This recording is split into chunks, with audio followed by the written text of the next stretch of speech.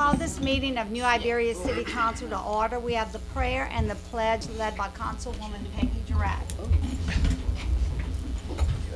Good evening. Our Father, who art in heaven, hallowed be thy name. Thy kingdom come, thy will be done on earth as it is in heaven. Give us this day our daily bread, and forgive us our trespasses, as we forgive those who trespass against us. And lead us not into temptation, but deliver us from evil. I pledge allegiance to the flag of the United States of America and to the republic for which it stands, one nation, under God, indivisible, with liberty and justice for all. Roll call. Councilmember Natalie Roban. Present. Councilmember Peggy Girard. Present. Councilmember Robert Swear. Here. Mayor Pro Tem Dan Doyle. Here. Councilmember David Merrill. Here. Councilmember Raymond Lewis. Councilmember Calvin Bagno. Here. Mayor Curry. Thank you. The first agenda item is public comment, and it's an opportunity for the public to comment on any agenda item. But no cards have been completed, so I don't think that there's anyone in the audience that would like to comment. So we'll go on to agenda item 2, which is acceptance of the minutes of the Tuesday, July 19th, 2016 meeting as published on Wednesday, July 27th, 2016. Motion by Mr. Bagno, second by Ms. Girard. Is there any discussion? Any objection? No objection, motion carries. Agenda item number 3 is an announcement for the 3rd Congressional District seat by retired Lieutenant Colonel Greg Ellison. And Maybe coming in.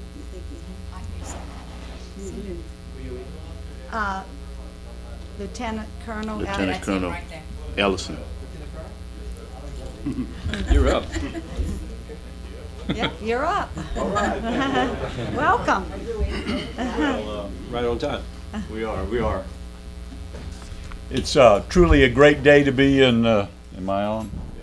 It's truly a great day to be in the city of New Iberia. And I thank you, and I'm honored to be able to speak to you today.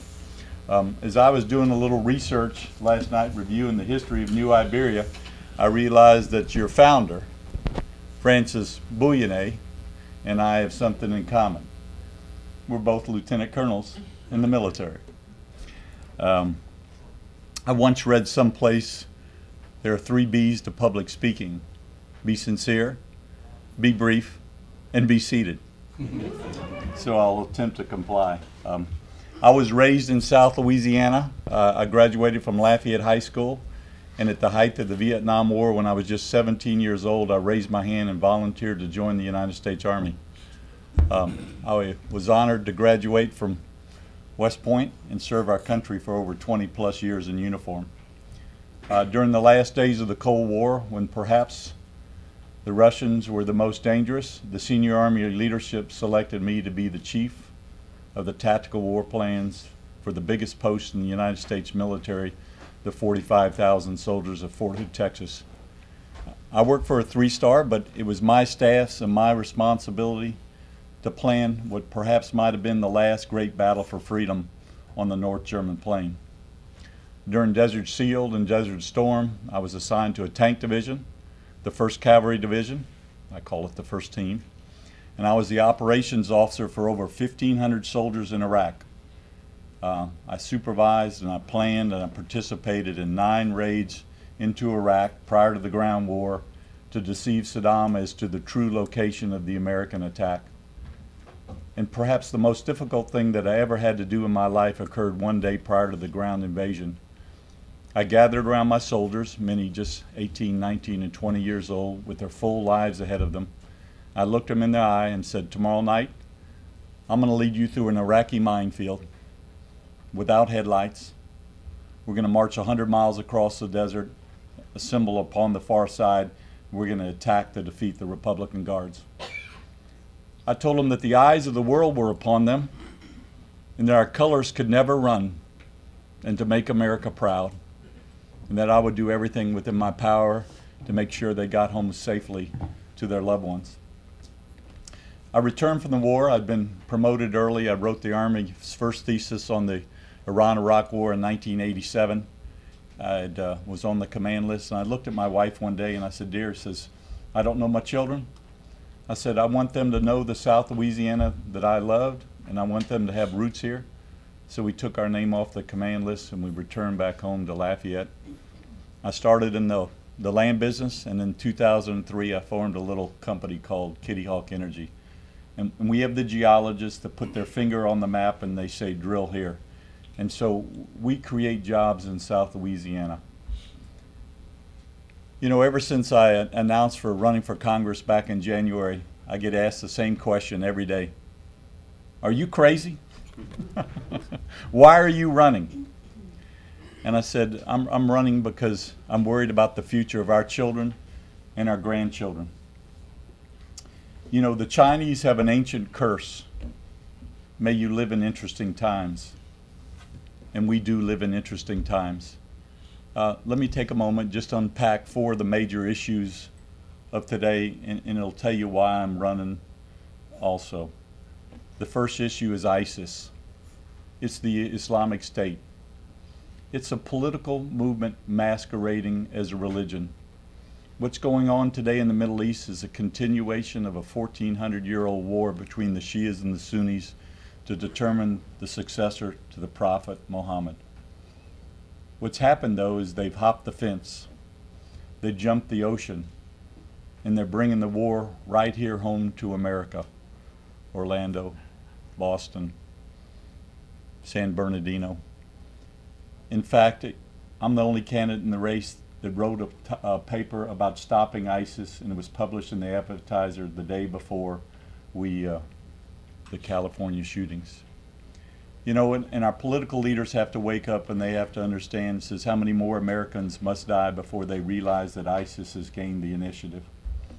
The second problem I want to talk about is our local economy. It's in recession. You know, over 15,000 of our good friends and neighbors have been thrown out of work.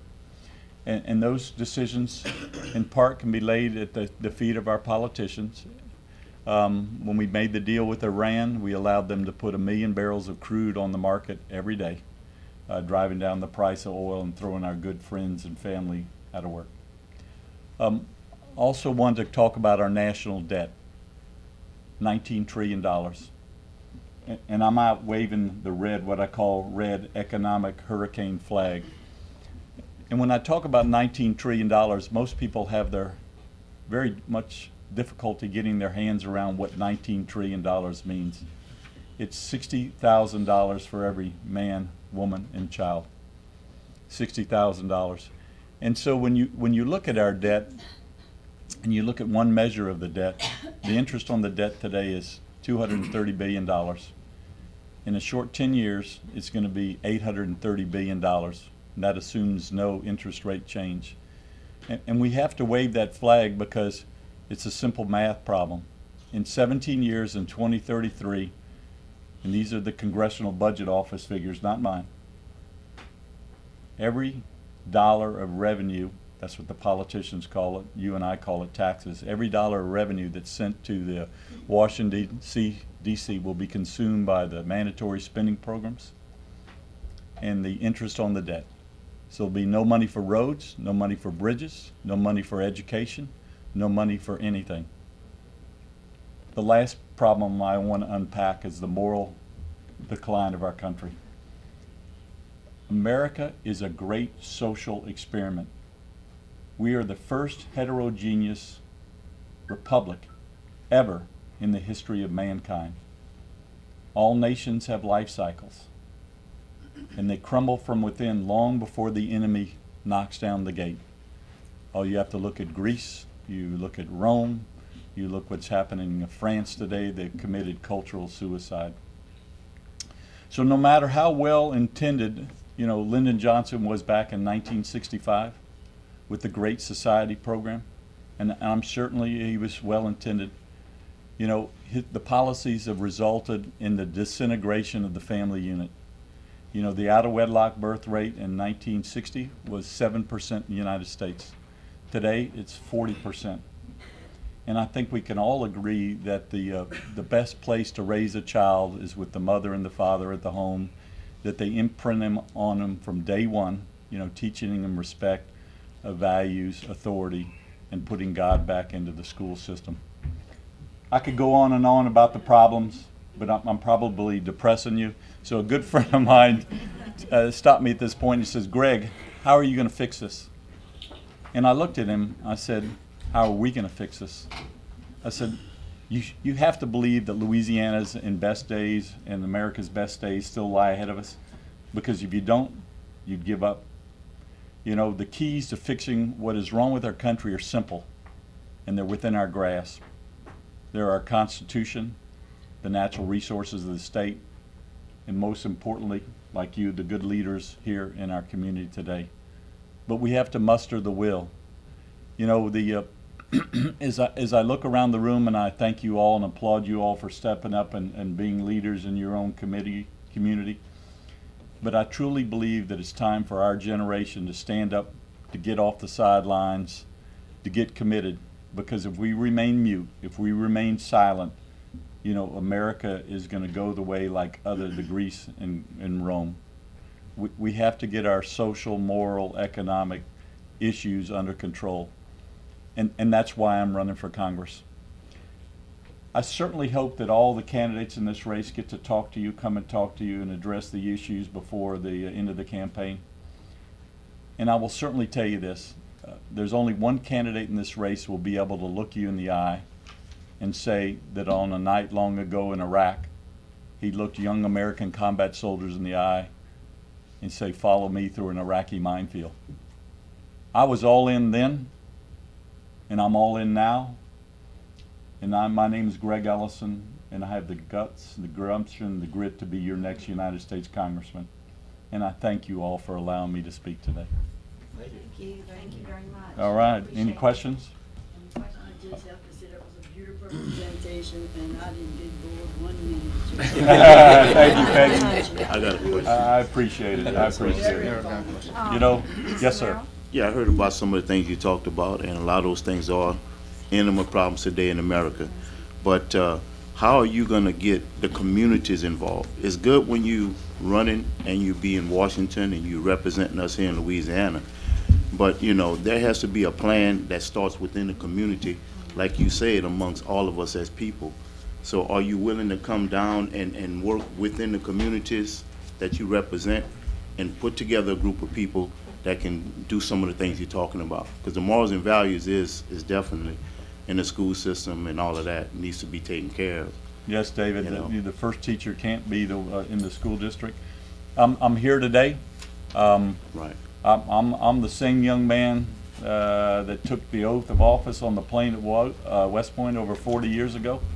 You know, you never get rich digging a ditch in the Army. Right, right. So I've been there, and the proof is in the pudding. So, you know, I work through good city councils like you guys to help you solve your problems. And you're where the rubber meets the road. You identify your problems to us when we come home, and then we do everything we can from a federal level to make sure that you get what you need to implement the programs. But we have to, we're in moral decline. We got to get it Right. straight. You know, we got to get God back in the classrooms in our lives. Exactly. All right, thank you very much. Thank you Thank you. very All right, much. thank you. Appreciate it. being All right. here. Good luck. Thank you. Thank you. The next agenda item is a proclamation for suicide awareness, and I don't know if Ms. Ava is She's here. She's in the Okay, back. I'll read it and then I'll give it to her. Whereas nationally, suicide is one of the most disruptive and tragic events a family and a community can experience. Whereas in the United States, a person dies by suicide every 16 minutes, claiming more than 32,000 lives each year. It is estimated that an attempt is made every minute, with close to 1 million people attempting suicide annually. Whereas suicide is the 4th leading cause of death in the United States among adults ages 18 to 65, the 3rd leading cause of death among teens and young adults, the 11th leading cause of deaths in the United States, and individuals ages 65 and older account for 16% of all suicide deaths. Whereas 50% of those who died by suicide were afflicted with major depression, and the suicide rate of people with major depression is 8 times that of the general population. Whereas suicide does not discriminate by gender, economic status, race, or ethnicity, and as the highest risk for suicide is among the survivors of those who died by suicide or those who have attempted suicide. Whereas suicide prevention has been declared a national priority by the President and Congress. Whereas public awareness of this terrifying problem is the key to preventing further suffering and loss of life and risk for human self-destruction, and can be reduced through awareness, education, and treatment. Now therefore I, Mayor Hilda D. Curry, by virtue of the authority invested in me by the laws of the City of New Iberia, do hereby proclaim the month of September 2016 as Suicide Awareness Month in the City of New Iberia, and do urge all citizens to work to prevent suicide and raise awareness and tolerance around all people affected by this tragedy, and by observing this month with appropriate ceremonies, activities, and community walks. Thank you for being here again.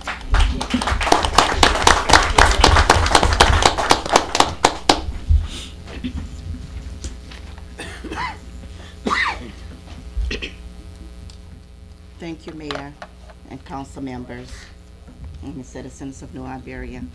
My husband and I started the call C.J. Richard Jr.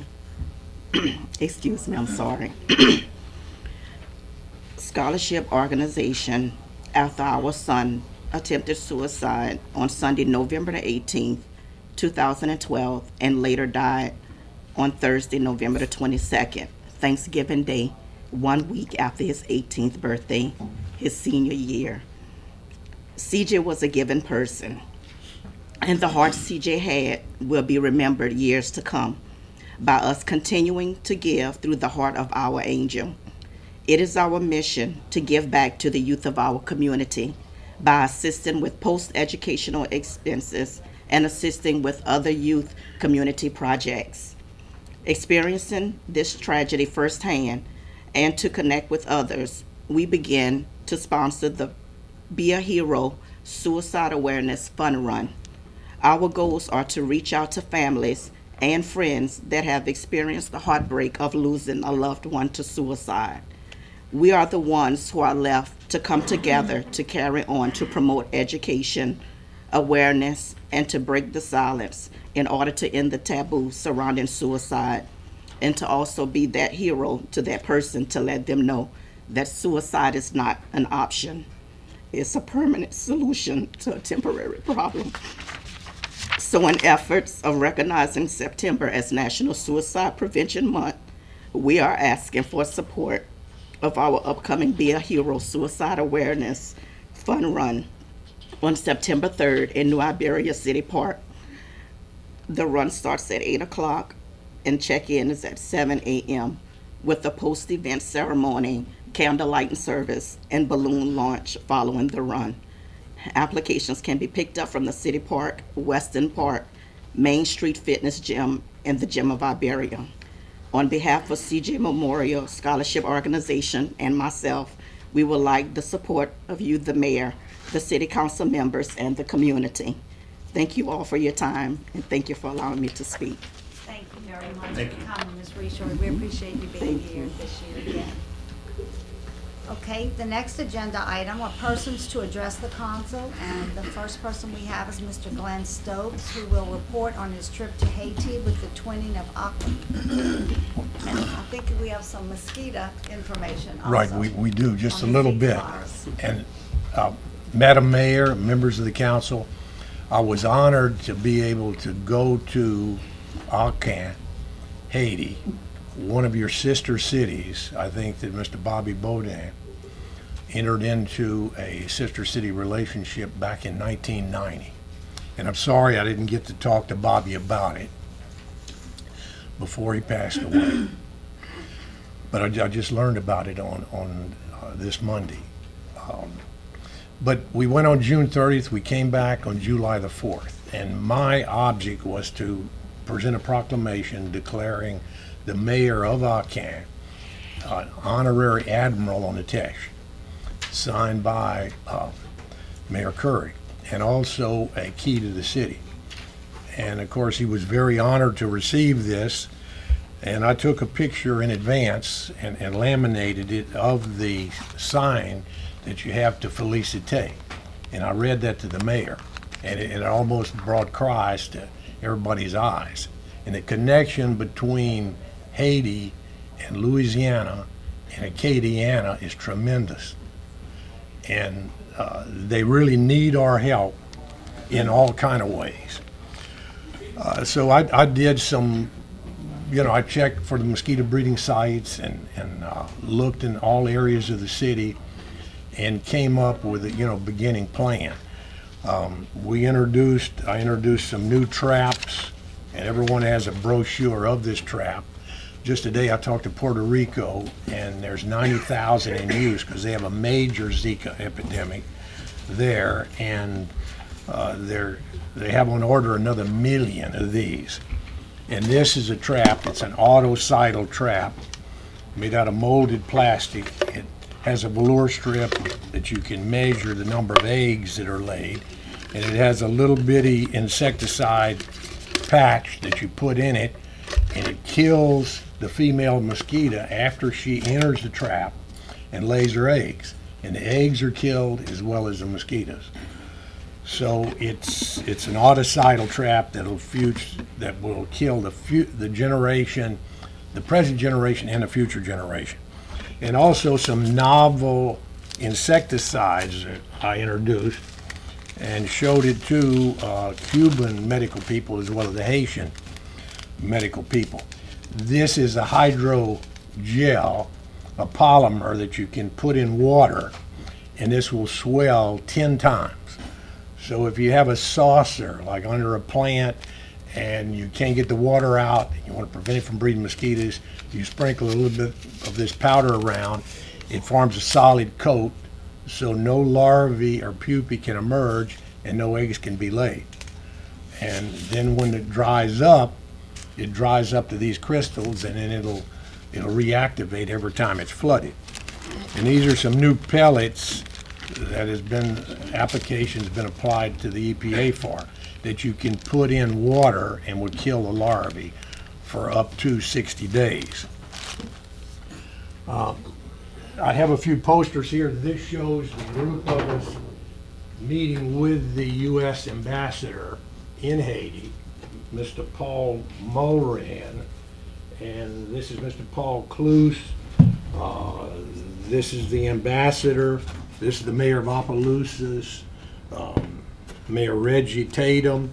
This is a chargé d'affaires assistant to the U.S. ambassador, and Mr. Charles LaRock, who will be talking to you in just a minute. And of course, Creole is a language of Haiti. It's not French. Only the educated and all speak French, but they communicate in Creole, and the closest language to the Haitian Creole is the Cajun Creole. And so this is a cartoon that explains all about Zika, and I had this translated from English to Creole. And it's kind of hard to understand. You can just understand a few words, and it's entirely different from French. Very few pure French words in there. And then this just shows you, I didn't have a large picture of this, this just shows you the conditions along the Akan shore, all the litter and debris. There's no place to dispose of plastics. There's no landfills. There's no garbage cans. Put out the plastics, you put it out in the water, it washes back on shore. And this is one of the posters that the Haitians have done to be concerned about Zika. Now we have a goal of making this a Zika-free city, but this is in Haitian Creole. And I see the mayor, Reggie Tatum here, and Mr. Paul Kloos. And turn the picture this way so everyone can see it, of the meeting at the U.S. Embassy. We were really flattered to be met and escorted when we landed at the airport in Port-au-Prince, to be escorted through the VIP lounge, picked up, taken to the U.S. Embassy, met with the embassy at about 5 o'clock before it closed, and then we were escorted by, one of us had an armored car, one of us didn't, and by a guard I had no. with a firearm. They had the armored car. And, but it was a fun trip and very much appreciated by everyone, the Haitians, and the most wonderful, kind people that you can imagine. They're hopeful, and this shows you the difference in Creole and English. So thank you very much. Thank you. And we were glad to do it, and there was a lot of appreciation on everybody's part. Mr. Charles LaRock. Thank you. Don't forget your mosquito trap. That's $7.97 at Home Depot. Okay. No, really, you can buy them. Thank you, Glenn. Madam Mayor, distinguished council members, it is always a great day to be in New Iberia. And being a native of Iberia Parish, I'm proud to be here before you today and tell you a little bit about how this mission got started. So today, well, I'm a retired French teacher, okay, and took the position of Director of Codafil. If you know what Codafil is, the Council for the Development of French in Louisiana. We're a state agency. Took this position 2.5 years, almost 3 years ago, and right when I got on the job, I got a call from Fort Polk asking if we can use Louisiana French, if we can help them use Louisiana French and Creole for military missions for the Caribbean and Africa, being that the Louisiana National Guard is twinned with Haiti, Belize, and they're looking to twin with an African nation. We're hoping it might be a Creole-speaking nation in the Indian Ocean. If not, then we have Creoles in Louisiana that don't speak Afro-Caribbean Creole, they speak colonial French, which is what they speak in West Africa. Louisiana is in a good position right now to kind of close the gap. We know that our ancestors did what they needed to do, and they switched from French to English for economic opportunities. Well, now we're getting economic opportunities with our Creole French and our Louisiana French. And when I discovered that New Iberia was twinned with Akin, Haiti, I felt that this is an opportunity, so let's talk to our disaster preparedness, our emergency responders, to see how we can be part of this equation in the Caribbean. So we met with Mayor Curry, we met with Prescott Marshall, with the GOSEP, and we've had numerous meetings from General Curtis with the National Guard to the new garrison commander of Fort Polk, to the Chief of Staff of GOSEP, to Speaker of the House, Taylor Barra, to Representative Terry Landry, Representative Vincent Pierre. The Acadiana delegation is interested in seeing us create new school-to-work pathways, leveraging our heritage languages. We have here today Mr. Tim Roseman, who is principal of one of the finest French immersion programs in the state. I can tell you, we know that. I can tell you, there are some fine programs in this state. North Lewis Elementary is right up there. And we're part of the Creole footprint here in Iberia Parish. We convinced the National Guard to invite Haitian delegations, as in the past they had been coming to Cameron, Vermilion, Lafourche parishes, the coastal parishes, to investigate best practices with flooding and hurricane best practices. We convinced them to move inland, as do the hurricanes, and meet the Creole demographic, which is Iberia, St. Martin, and St. Landry parishes. So we had meetings with their civil defense officials, their They're teams of community emergency response teams. They met here with the GOSEP folks, Mr. Marshall. They met with the sheriff's people in St. Martin and in St. Landry Parish, who both also have French immersion. So what Coteautville is interested in doing right now is introducing a component of Louisiana Creole French under the umbrella of French immersion to create needed career opportunities in sectors that are not traditional. So kids who are not going to become a French teacher or not going to become a Cajun musician, they can become leaders of missions in the Caribbean, for example, be it humanitarian aid, be it defense, be it faith-based. There are so many different things that they can do. They can begin immediately. The National Guard could immediately start recruiting students, former students of Mr. Roseman here, who are at New Iberia High School, because by the time they're 9 years old, they're functionally bilingual. So these kids still have their French. But we're saying that we're tired of, we have 4,500 kids in French immersion programs all dressed up and no place to go. We think New Iberia is the best place to show that this is how we apply our heritage languages to real opportunities. So in Haiti, when you say Haiti, you also say Africa. And as the French Consul General tells us, by the year 2050, there are going to be 750 million speakers of French in the world. Today there are 350.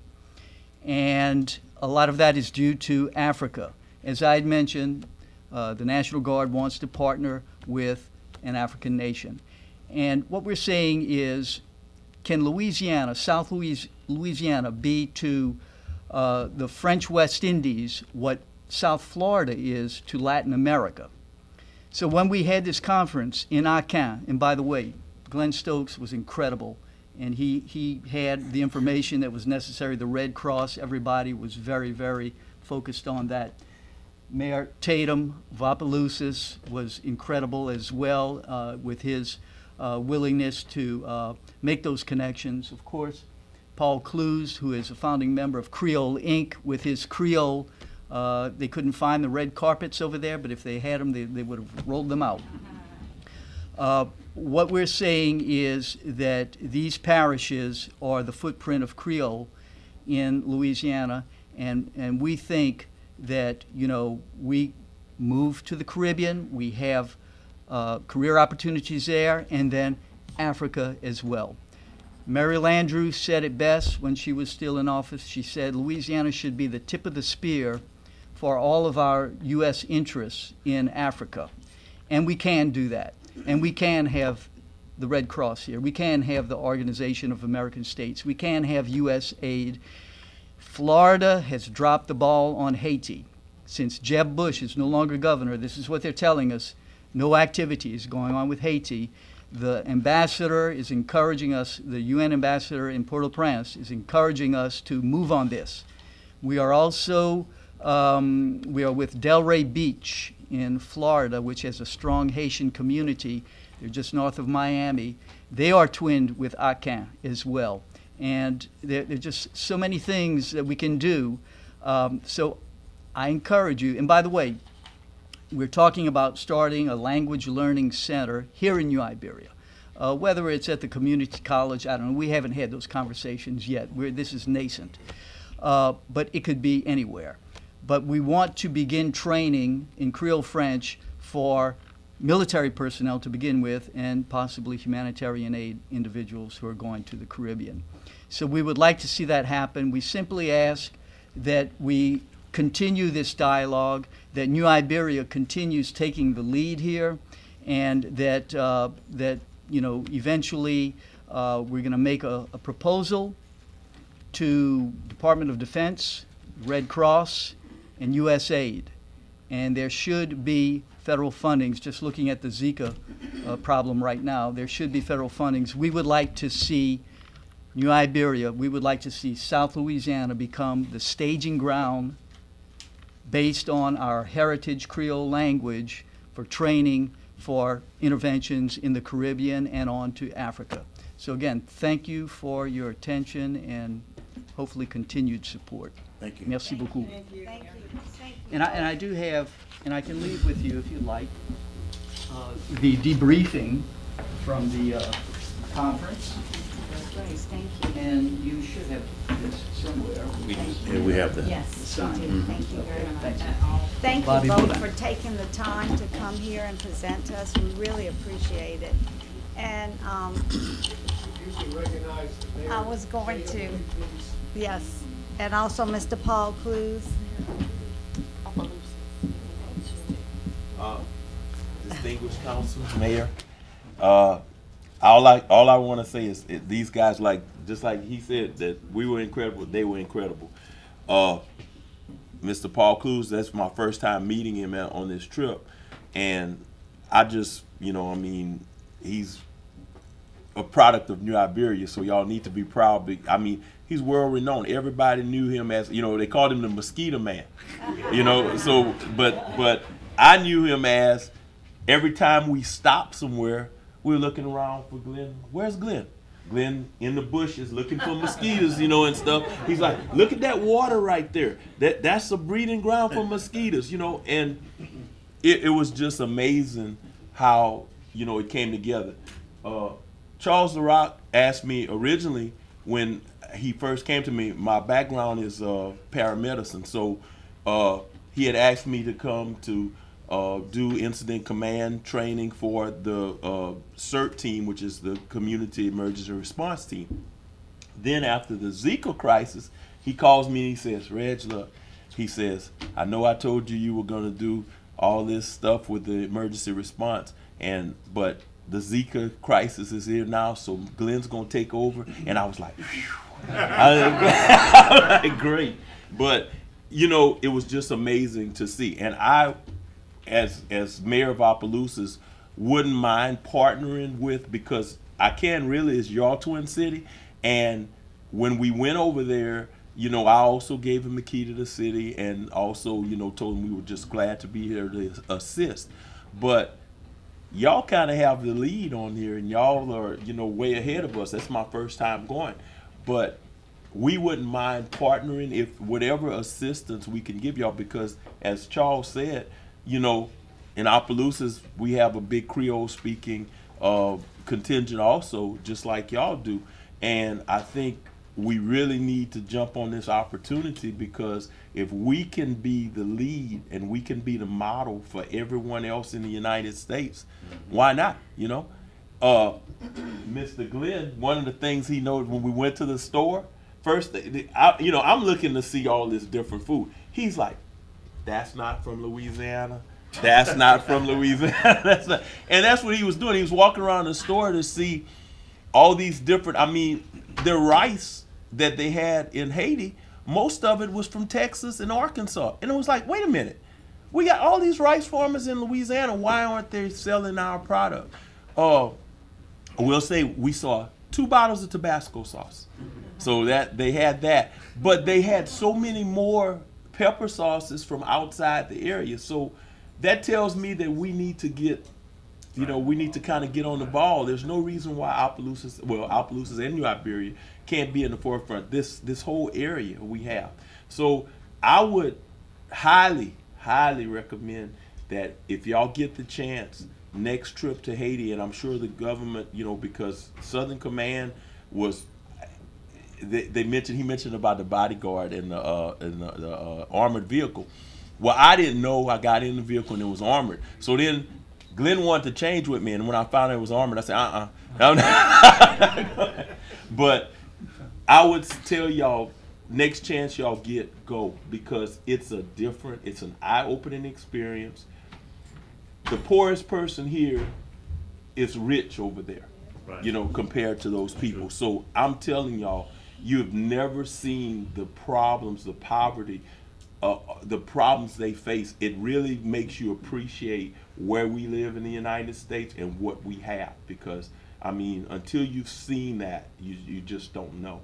So I would really, if y'all get the chance, go, you know, as a council. I've already offered, I'm working right now on trying to get my council and some staff to go and we are probably going to try to twin, just like y'all did twin a city. We are going to try to twin a city also to help out.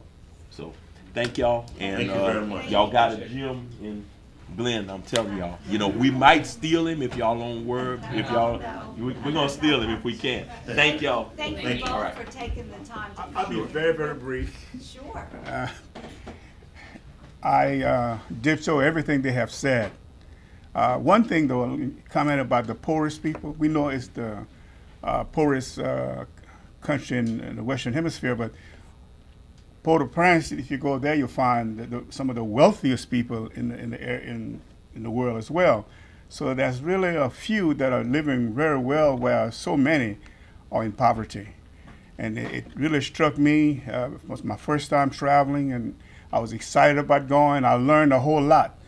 I was able to communicate parce que je parle créole, je parle avec tout le monde, je parle avec beaucoup de personnes. I was able to speak to a lot of folks, you know, just that our Creole might be a little different. Right. But we were able to, you know, get together because of my francophone background. J'ai fait beaucoup des études dans la langue française. Like Charles, you know, I've studied in France, I've studied in Switzerland, I've worked with the French language, but I'm a Creole. I spoke Creole before I spoke English. And because of that, it was a great pleasure. And I was able to identify, because I come from a very, very poor, modest family, sharecroppers who, you know, we didn't have the amenities that a lot of folks have in life. So we kind of really could identify with some of those folks because whence I come. So I just like to say that making and helping with this particular dilemma, I think would be a wonderful cause. So I just thank you for your time. Thank you very much. I want to thank all of you for taking the time to come this evening. Very interesting, and we appreciate you making the trip on our behalf and representing New Iberia also. Thank you, and I can't tell you how much I appreciate you taking the time to come here this evening, all of you. Thank you. And it is a very worthy cause, and I'm sure that, you know, the council will be interested in working further with this, you know, with the Haiti. So we'll continue to look into it. And I also want to thank Mr. Tim Roseman for being here this evening. I had the pleasure of attending a French immersion graduation last year, and it was very impressive. He's doing a tremendous job at North Louis. So thank you very much for taking the time. Thank you. I appreciate you being here. I think we'll move on now. The next agenda item is a budget amendment. It's agenda item 6, Madam Clerk. This is budget amendment number 2015-2016. This is number 19. An ordinance amending the ordinances levying certain taxes, appropriating the funds necessary to defray the expenses and liabilities of the city of New Iberia for the year 2015-2016. Need a motion? Motion. A motion by Mr. Begno and a second by Mr. Merrill. Might explain what this is for, yeah. And just so y'all know, this is the you agreed to the 14,000 at the last council meeting, but this is the actual budget amendment for the 14,000 for professional services for Church Alley. All right, got it. Okay, if you vote your machines. Motion carries unanimously. The next agenda item, Madam Clerk, another Budget amendment, this is budget amendment 2015-2016, number 20. An ordinance amending the ordinances levying certain taxes, appropriating the funds necessary to defray the expenses and liabilities of the city of New Iberia for the fund year 2015-2016. Motion. Motion by Mr. Merrill, Second. second by Mr. Bagno. Okay, just so y'all know, this is of City Hall. We have $8,000 in electrical repairs. They did repair the lights in here. I don't know if y'all realized last time some of the lights were out. A lot of the balances are out, and we're having a lot of issues with the electricals. So about $8,000 for electrical repairs.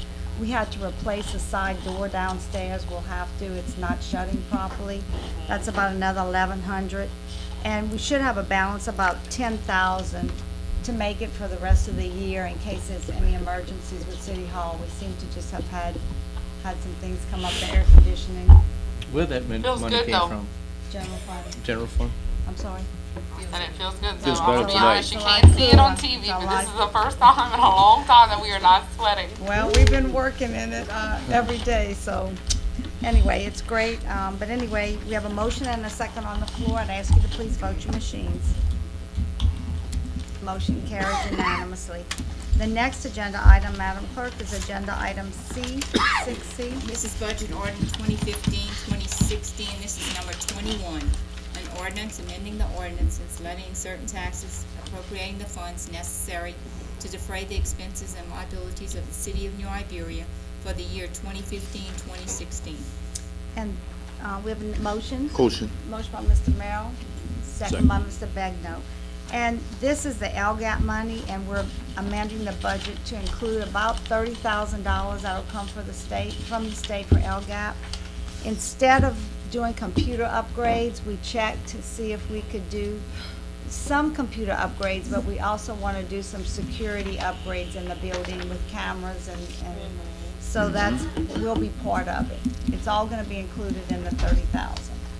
Please vote your machines. Motion carries unanimously. The next agenda item is a resolution, Madam Clerk. A resolution of the city of New Iberia declaring certain property as surplus and authorizing its disposal. Motion by Mr. Weir, Second. second by Ms. Roback. And you have two different lists in here.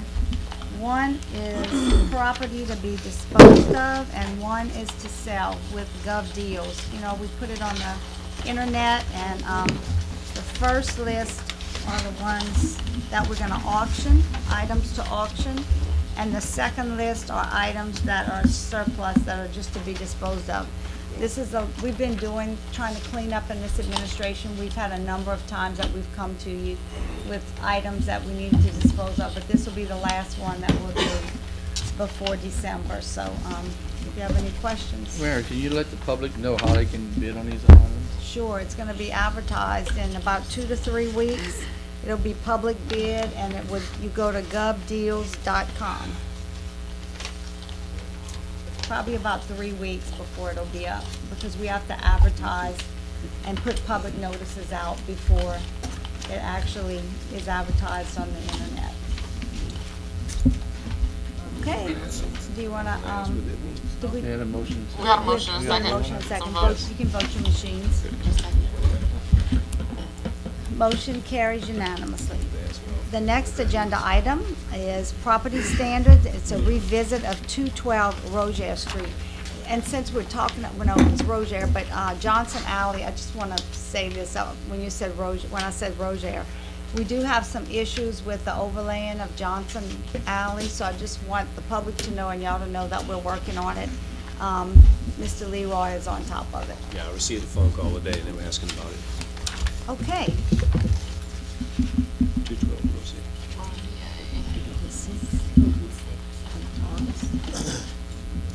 Okay. Okay, hi, how are you? Would you please state your name for the record?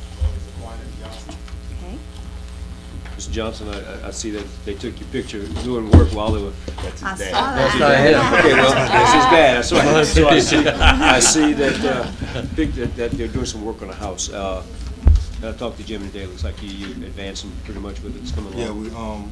we, as of yesterday, if you go back to the first picture, the areas that you see here, where the tent is, where the open is, all that backside and all that's been covered, all that's, as of right now, is closed in, everything. I'd like to make a motion, Mayor, that we give him another 60 days. I'll second. He's working on it, I think he's doing a good job. Okay, a motion to revisit in 60 days by Mr. Begno and seconded by Ms. Roback. Is there any discussion? I'm not sure. Is it yours or mine? Because we have That was mine. the Yeah. road split. That's his. We real close right there.